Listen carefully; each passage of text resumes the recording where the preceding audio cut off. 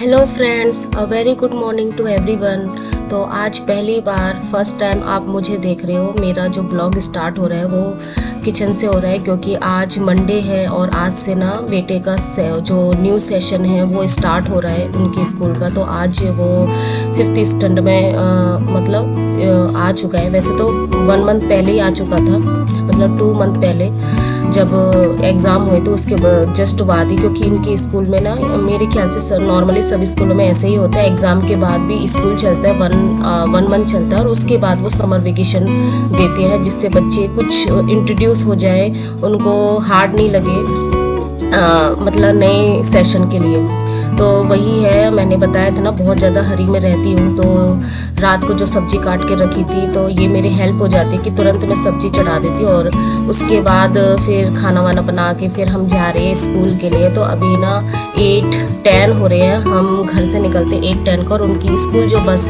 होती है वो 8:15 8:20 तक आ जाती है। तो आज सब पेरेंट्स ना बहुत ज़्यादा एक्साइटेड थे, कोई फ़ोटो बना रहा था, कोई वीडियो बना रहा था, तो उनमें से एक मैं थी, क्योंकि मुझे दिखाना था आप लोगों को कि हाँ वो आज स्कूल जा रहा है। तो एज ए मेमोरी ये भी सेव हो जाती है।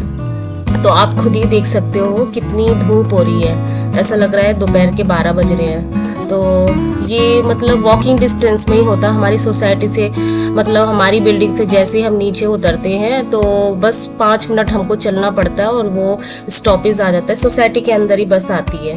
तो फिर उसके बाद तो मैं आके अपना हाथ पैर धो के, मेरा नहाना हो गया था, तो फिर उसके बाद हाथ पैर धो के मैं अपना जो मॉर्निंग वर्शिप होती है वो कर लेती हूँ, क्योंकि उससे पहले तो मेरे पास टाइम नहीं होता, उसको प्रिपेयर करना होता है। तो स्कूल जब जाने का टाइम होता है उस समय मैं मॉर्निंग पूजा नहीं कर पाती। वैसे तो चाहती हूँ कि पहले हो जाए, जिससे एक होता है ना कि घर में पूजा हो जाती है, उसके बाद अगर इस घर से कोई निकले तो अच्छा लगता है, लेकिन इतनी हरी में होते हैं ना उस समय, फिर मैं नहीं कर पाती हूँ। तो क्योंकि हस्बैंड को भी उसी समय ऑफिस के लिए निकलना होता है। तो ये मेरी पूजा हो चुकी है, तो आप लोग भी आरती ले लीजिए और मैं आपको अभी ना टाइम भी शो कर देती हूँ कि कितना बज रहा है। तो ये आप देख सकते हो 8:50 हो गए हैं अप्रॉक्स। तो उसके बाद मैं अपना जो अब डेली का शेड्यूल होता है कि मुझे क्या क्या करना है, आज क्या क्या कंप्लीट करना है, उसको फटाफट से मैं करके, आज लेट ही हो गया था तो मैंने कोई ब्रेकफास्ट भी नहीं किया था। ऑलरेडी मैं अपनी जो सेकंड स्लॉट होती है मेरी मॉर्निंग टी वो मैं ले रही हूँ, क्योंकि वो तो मस्ट है। अगर मैं दिन में खाना भी नहीं खाऊँ तो भी चलेगा, लेकिन चाय बिना मेरा चलता ही नहीं है, क्योंकि वो मेरा फ्यूल होता है। तो उसके बाद फिर मैं अपना जो थोड़ा बहुत ना मेरा ग्रेजुएशन का जो संडे के दिन थोड़ा पेंडिंग रह गया था, मैं उसको कंप्लीट कर रही थी, कि क्योंकि मैंने नया नोटबुक नहीं बनाया था। जब मैम ने क्लास ली थी ना सैटरडे के दिन, तो ऐसे ही रफली किसी में उतार लिया था, तो उसको अब प्रॉपर एक मैंने नोटबुक बनाई और उसके अंदर मैं जो प्रीवियस वाले जो है, क्योंकि एक जगह ही लिखना था, उसको कंप्लीट कर रही थी, तो मेरा रिवीजन भी हो रहा था। तो वैसे तो मेरा यही रहता है कि मैं जिस दिन मेरी क्लास है उसके इवनिंग में या कभी मैं उसी को रिवाइज कर लूँ, क्योंकि यही प्रॉपर तरीका होता है। जब भी आप लाइव क्लास लो या कोई भी ऑफलाइन क्लास लो ना, तो आप घर आके या उसमें 1-2 घंटे का गैप देके उसी दिन ही रिवाइज करना चाहिए, ये बेस्ट तरीका होता है। नहीं तो आपका जो लाइव क्लास है या आपकी ऑफलाइन बैच है उसका ना कुछ जो इफेक्ट होता है ना वो लाइव क्लास का उसका बहुत कम हो जाता है, क्योंकि 24 आवर्स में आप बहुत सारी चीज़ें मिस कर देते हो। लाइव क्लास में तो ये होता है कि आप रिकॉर्डेड फॉर्म में देख सकते हो कभी भी, लेकिन वो देखने के लिए टाइम भी चाहिए ना, और हमारे पास टाइम का भी बहुत ज़्यादा इशू है। अब आप सोचिए कि मैं अगर 3 घंटे की लाइव क्लास को बार बार देखूं तो कितना टाइम मेरा चला जाएगा। तो ये बेस्ट तरीका है कि जिस दिन लाइव क्लास है, जिस दिन क्लास मैंने ली है, तो उसी दिन ही मैं थोड़ा बहुत उसका रिवीजन कर लूँ। तो उसके बाद मैंने अपना वो कंप्लीट कर लिया और फिर मैं अपना पेपर 1 जो है उसके लिए मैंने स्टार्ट कर दिया। तो अभी मैं जो कर रही हूँ, मैं कर रही हूँ रिवीजन कर रही हूँ। फर्स्ट तो मेरा जो वोकैब होता है उसका मैं रिवीजन कर रही हूँ, और उसके बाद फिर मैंने ये प्लान किया हुआ है कि मैं अपना जो मेरा वीक पॉइंट है, जैसे रीजनिंग हो गया, मैथ हो गया, उसके कुछ क्वेश्चन लगाऊं, क्योंकि आपने देखा ही है कि जो मैथ और मेरा रीजनिंग है ये बहुत ज़्यादा मेरा एक तो टाइम कंज्यूमिंग भी है और इसके अंदर मेरे मार्क्स भी गेन नहीं हो पा रहे हैं, जबकि मेरा सब्जेक्ट मैथ है तो मुझे ना बहुत ज़्यादा शेम फील भी होता है। एक्चुअली ये जो अर्थमेटिक पार्ट है ना, ये हमने बेसिक तरीके से किया हुआ हमेशा देखा हुआ होता है। अब उसकी ट्रिक के लिए हमें वीडियो देखनी पड़ती है, क्योंकि ऑब्वियसली मैंने कोई बैच तो परचेज किया नहीं है। अब मैं बैच भी परचेज करती तब भी उसकी इतनी सारी क्लासेस होती तो वो मेरा टाइम वेस्ट ही होता है, इसलिए मैंने पार्ट 1 के लिए कोई बैच नहीं खरीदा है। तो वही है, तो 2 घंटे मैंने अपना स्टडी किया पार्ट 1 के लिए। उसके बाद मैंने मेरी जो है लाइव क्लास स्टार्ट हो चुकी थी, तो वही मैं लाइव क्लास ले रही थी। तो ये अप्रोक्स 2 बजे तक चलेगा, तो उसके बीच में मैंने कुछ भी नहीं खाया। तो आज तो ऐसे ही चलेगा, लेकिन कहीं ना मुझे अब अच्छा लगता है कि एक प्रेशर है कि नहीं, और मैम भी पढ़ाती है ना, मुझे बहुत अच्छा लगता है, मुझे कोई बोरिंग नहीं लगता। फर्स्ट टाइम मेरी लाइफ में ऐसा हो रहा है कि मैं ग्रेजुएशन पोर्शन बहुत अच्छे से पढ़ रही हूँ, मुझे नींद नहीं आ रही। नहीं, अकेले जब मैं पढ़ती थी ना, चाहे 2 घंटे 4 घंटे लग जा रहे थे, लेकिन मुझे समझ में कुछ नहीं आ रहा था और मैं लर्न करती थी, दूसरे दिन ही भूल जाती थी। तो अभी मेरे साथ ये अच्छा हो रहा है कि मैम जो पढ़ाते हैं वो बहुत अच्छे से समझ में आ जाता है। तो उसके बाद फिर मैं अपने बेटे को लेने आ गई थी 3:20 को। तो वो इतना ज़्यादा टायर्ड था, तो कह रहा है कि मम्मा आज बहुत ज़्यादा टायर्ड थे, तो अपनी कहानी सुना रहा था। तो उसके बाद हम लोग आके फिर अपना फ्रेश हाथ मुंह धो के उसको मैंने अपना स्नैक्स दे दिया था, इवनिंग स्नैक्स। उसके बाद देखो आप बाहर का मौसम कैसा हो रहा है, तूफान चल रहा है। अब ये बताओ, वो दोपहर में इतनी धूप थी, उसके जस्ट 1 घंटे बाद का ये सीन है। तो इतनी तूफान चल रही थी, अच्छी हवा चल रही थी, तो मैंने सोचा कि मैं बाहर बैठ के पढ़ लेती हूँ, लेकिन तूफान इतना है जो मुझे थोड़ी देर में अंदर जाके पढ़ना पड़ेगा। तो फिर उसके बाद मैं अंदर आके पढ़ने लगी। आप पीछे से आप देख भी सकते हो कि बाहर की डोर से, कांच का जो डोर है उससे आप देख सकते हो कि कितनी तेज हवा चल रही है। यहाँ पे ना ऐसे ही होता है, साइक्लोन मतलब साइक्लोन बनती ही रहती है। तो कभी भी हवा तेज चलना स्टार्ट हो जाती है, कभी भी बारिश हो जाती है, कभी भी कुछ। यहाँ का वेदर ऐसे अनसर्टेन है। तो यही मैं बोलना चाहती हूँ। किसी ने एक बार पूछा हुआ था कि आपने बैच खरीदा तो ये आपके लिए हेल्पफुल हो रहा है, नहीं हो रहा है, या सेल्फ स्टडी ज़्यादा इम्पोर्टेंट है। तो क्या इम्पोर्टेंट है, तो मैं यही बोलूँगी ना, सेल्फ स्टडी उनके लिए ठीक है जो बहुत ज़्यादा इंटेलिजेंट है, या वो कहीं पे मतलब क्या बोलते हैं, उनका इतनी बार अटेम्प्ट हो चुका कि उनको पता है कि कब कैसे क्या करना है। मतलब वो बहुत ज़्यादा इंटेलिजेंट है और उन्होंने बहुत ज़्यादा अटेम्प्ट भी कर चुके हैं, या उनको नॉलेज है, या पीछे से कोई सपोर्ट है, मैं तो यही बोलूँगी। और जब हम बैच खरीदते हैं या कोई बैच परचेज करते हैं, तो वो उनके लिए ठीक है कि जिनको कोई नॉलेज नहीं है, जिनका कोई बैकग्राउंड ऐसा कोई नहीं है सपोर्ट करने के लिए। तो मेरे साथ तो ऐसे ही है, मुझे कोई नॉलेज नहीं है, कुछ नहीं है, तो मैंने इसलिए बैच खरीदा। तो मुझे अब लगता है कि मैंने बहुत ही अच्छा किया, क्योंकि मुझे प्रॉपर टाइम पे क्या करना नहीं करना वो मुझे समझ में आ चुका है। तो मेरा जो पार्ट 2 है उसके लिए मुझे टेंशन करने की ज़रूरत नहीं होती है। और जो क्या बोलते हैं कि पार्ट 1 में मैंने इसलिए नहीं खरीदा, आप खुद ही सोचो, पार्ट 1 में अगर मैं बैच खरीदती तो 5 हमारे सब्जेक्ट होते हैं, 5 सब्जेक्ट के लिए हमारे पास कितने 5 वो 1 आवर की तो क्लास लेते, तो 5 घंटे उसमें, तो फिर मैं कैसे करती, मैं कोई भी सब्जेक्ट फिर अच्छे से कर नहीं पाती।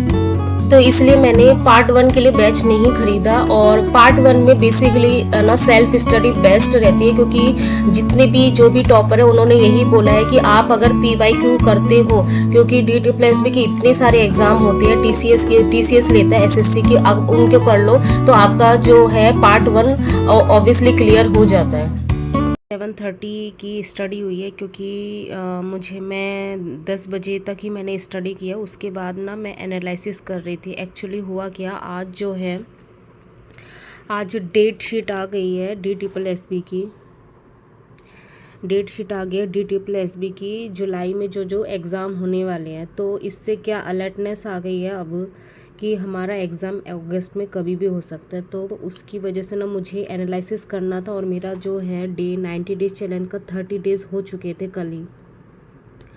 तो अब ज़्यादा मुझे अपने आप को पुश करना पड़ेगा, नहीं तो नहीं हो पाएगा। और ये 30 डेज़ में जो मैं देख रही हूँ कि मेरा मैक्सिमम कवर हुआ ही नहीं, जितना मैं चाहती थी उतना हुआ नहीं। मैंने बहुत ज़्यादा ना ढीले करके लिया। तो अब मैं क्या सोच रही हूँ ना कि अब मुझे बहुत ज़्यादा पुश करना पड़ेगा, और कोई रास्ता नहीं है। तो मैंने नया शेड्यूल बनाया, ये आप देख सकते हो। आज जो था ये मैंने सब कुछ, पार्ट 1 मेरा पूरा हो चुका, पार्ट 1 में मेरा सब कुछ हो चुका आज। जीएस में मैंने कोई टॉपिक चूज़ भी नहीं किया, और जीएस में अभी ना जो प्रतीक सर का जो चल रहा है उसमें जी के पोर्शन में पूरा ही ड्रॉप कर रही हूँ, क्योंकि मेरे पास और कोई रास्ता नहीं है, क्योंकि अब हमारा एग्ज़ाम अगस्त में कभी भी हो सकता है। तो मैं जो मेरे मेन टॉपिक है जीएस, जिसमें से आते ही आते हैं हर साल, जिसका आना ही है, जैसे स्टैटिक जीके हो गया और करंट अफेयर, इन दोनों को ही लेके चलूँगी। तो जीके में मैंने क्या सोचा है, मैंने अपना प्लान बनाया हुआ है नेक्स्ट मतलब 30 मतलब नेक्स्ट जो 90 डेज़ हैं हमारे पेंडिंग रह गए हैं, मतलब ये बोल सकते हैं 58 डेज़ हैं। तो उसमें क्या क्या प्लान है नेक्स्ट हमारे, तो मैंने क्या एक स्टैटिक जीके की एक ई बुक नाम से है, मैं बता देती हूँ, उनका नाम है रोजगार नाम से, ऐसा कोई अंकित रोजगार नाम से उनकी मुझे एक ई बुक मिली है। तो उसके नोट्स हैं 200 पेजेस है। तो मैं क्या सोच रही 7 पेजेस डेली, मतलब मेरा ये प्लान है स्टैटिक जीके जो ई बुक मुझे मिला है उसमें 200 पेजेस है, तो उसको इसी मंथ में मुझे किसी भी हालत में कंप्लीट करना है, चाहे आगे पीछे कुछ भी हो जाए, मुझे वो कंप्लीट करना। और करंट अफेयर मैंने सोचा है डेली के 10-15 क्वेश्चन कर लूँगी 15 मिनट में, तो मेरे ऊपर बर्डन भी नहीं रहेगा और करंट अफेयर मेरे होते जाएंगे। ठीक है, तो करंट अफेयर तब तक हमें करना है जब तक हमारा, जैसे मान लो अगस्त में हमारा एग्ज़ाम है, तो तब तक हमारा करंट अफेयर होना चाहिए। तो अभी मैं 10 to 15 कर रही हूँ, फिर ये जब पोर्शन हो जाएगा फिर लास्ट में एक हमारी स्टडी स्पीडी नाम से एक आती है करंट अफेयर की, फिर मैं उसको स्टार्ट कर दूँगी लर्न करना, यानी नेक्स्ट मंथ में स्टार्ट होगा। अभी मैं इस पे प्रेशर दे रही हूँ स्ट्रेटेजी के। तो जीएस आपको समझ में आ गया क्या मेरा प्लान है, यही मेरा प्लान है, अभी मैं यही करूँगी। मैं जो प्रतीक सर का जो जीएस पोर्शन पूरा ही ड्रॉप कर रही हूँ, तो मैं ओनली 4 सब्जेक्ट का ही टेस्ट दूंगी, या जिस दिन टेस्ट दूंगी तो उस दिन मैं थोड़ा बहुत उससे रिलेटेड जो भी जीएस पोर्शन है उससे रिलेटेड जो भी क्वेश्चन बनते हैं थोड़ा बहुत कर लूँगी, लेकिन मैं पूरी तरीके से ड्रॉप ही कर रही हूँ। ठीक है, उसके बाद हिंदी में संधि, इस वीक हमारा संधि ही चलेगा। तो मैं क्या सोच रही हूँ, ग्रामर का तो जो टॉपिक उन्होंने सर ने बोला हुआ है ठीक है, वो क्योंकि मुझे और 4th सब्जेक्ट है तो उन पे अच्छे से मुझे नंबर लाने हैं, तो प्रैक्टिस अच्छे से करनी पड़ेगी।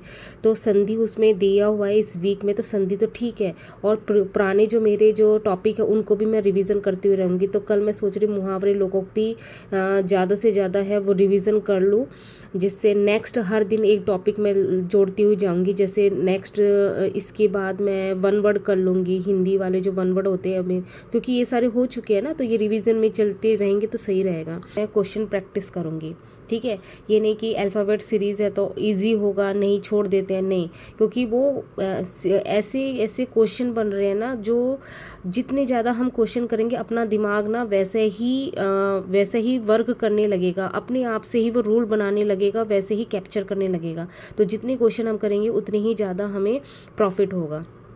तो ये समझ में आ गया। और जनरल मैथ में मिक्सचर और एलिगेशन और जो एज बेस्ड था वो मैं नेक्स्ट थर्सडे से या कल से नहीं, हाँ वेडनेसडे से स्टार्ट कर दूँगी। इसका एक और मैं क्लास ले लूँगी। तो आज मैंने बहुत अच्छे से इसको कर लिया था, ये तो कल का है, सॉरी, आज यही सेम था, हाँ यही सेम था, तो ये मैंने अच्छे से किया, बहुत अच्छे से, काफ़ी समझ में आ गया। तो नेक्स्ट और भी, क्योंकि समझ में टॉपिक आ गया, अभी हमें प्रैक्टिस भी करनी है, तो समझ में आ गया कि पार्ट 1 में मुझे ये करना ही करना है, ठीक है। और पार्ट 2 में जो हमारे सर करवा रहे हैं वो करना ही करना है, मोस्टली जो हमें करवा रहे हैं ना उसका रिवीजन करना है पार्ट 2 में, और हमें कुछ नहीं करना। क्योंकि क्योंकि मैं ऐसा क्यों बोल रही, क्योंकि मेरी जो है 5 आवर्स की ना लाइव क्लास ही चली जा रही है, ठीक है, 5 आवर्स लाइव क्लास। अब जो ग्रेजुएशन का है उसका भी मुझे 1 आवर चाहिए रिवीजन करने के लिए, और जो 11-12 का जो पोर्शन है उसको भी मुझे चाहिए, तो 7 आवर्स बन रहे हैं। तो 7 आवर्स तो मैं कर नहीं सकती, तो 6 या 6.5 आवर्स ये मुझे टाइम निकालना ही पड़ेगा। तो जो वो करवा रहे हैं, और जिस दिन क्लास नहीं होगी उस दिन मुझे रिवीजन करना है। जैसे आज क्लास नहीं हुई थी, तो आज तो क्या है, बेसिकली मैं इस पर कुछ भी नहीं कर पाई, सॉरी, इस पे आज कुछ भी नहीं कर पाई हूँ, और डिफरेंशियल इक्वेशन मैं इसमें भी कुछ नहीं कर पाई हूँ, क्योंकि मैं ज़्यादातर ना चीज़ें सोचने में लगी हुई थी कि कैसे कैसे और चीज़ें करनी है। तो एप्लीकेशन और डेरिवेटिव और वेक्टर कैलकुलस ये मैंने किया था, और वेक्टर कैलकुलस के जितने भी पॉसिबल क्वेश्चन हो सकते वो मैंने देखे हुए थे बुक से, ठीक है, क्योंकि मैं और भी ना चैलेंज सर्च कर रही हूँ ना कि कहाँ से हायर स्टडी, क्योंकि मैम तो पढ़ा रही है, तो मैम की स्पीड में मुझे क्या प्रॉब्लम हो रही है कि मैम की जो क्लास है वो बहुत अच्छे से समझा रही है, सब ठीक है, लेकिन क्वेश्चन की प्रैक्टिस मेरी नहीं हो पा रही है। तो इसके लिए मैंने बहुत सारे चैलेंज सर्च कर रही थी, ई बुक सर्च कर रही थी, तो उसी में ना थोड़ा टाइम तो चला ही जाता है, उसी में थोड़ा टाइम चला गया। लेकिन अब मेरा सब कुछ सेट है, अब मैं स्टार्ट कर दिया कि मुझे कैसे कैसे वो मैंने सब सेट कर लिया, उसी हिसाब से अब मुझे करना है। ठीक है, तो ये मेरा प्लान था।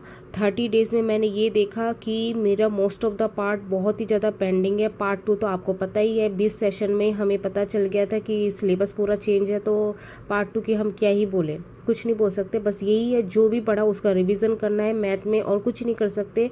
मैथ में रिवीजन करना है और क्वेश्चन की प्रैक्टिस करनी है, पार्ट 2 का ये है। और पार्ट 1 का जिनका भी सब्जेक्ट जो जनरल पेपर है वो इस तरीके से ये थोड़ा गाइडेंस ले सकते हैं, ऐसे कर सकते हैं। ठीक है, तो यही था आज का दिन। तो अब मैं अभी क्या सोच रही हूँ ना, जल्दी से सो जाऊँ और फिर मैं 4 बजे का अलार्म लगाऊंगी, 4 बजे से उठ के पढ़ूंगी, क्योंकि अभी बेटे का स्कूल भी स्टार्ट हो गया ना, तो सुबह मुझे जल्दी मैं उतना पढ़ नहीं पाऊंगी, क्योंकि टेंशन भी रहता है ना कि उसको टाइम पे स्कूल भी भेजना है। तो ठीक है, मिलते हैं नेक्स्ट ब्लॉग में, तब तक के लिए बाय। और आप भी अपनी स्टडी करते हुए रहिए, अपना स्ट्रेटेजी खुद अपना बनाओ। दूसरों से आप आइडिया ले सकते हो, लेकिन खुद की स्ट्रेटेजी खुद की ही होनी चाहिए, क्योंकि आपको पता है कि आपकी स्ट्रेंथ कहाँ पे है। ठीक है, तो चलो मिलते हैं नेक्स्ट ब्लॉग में, तब तक बाय एंड गुड नाइट।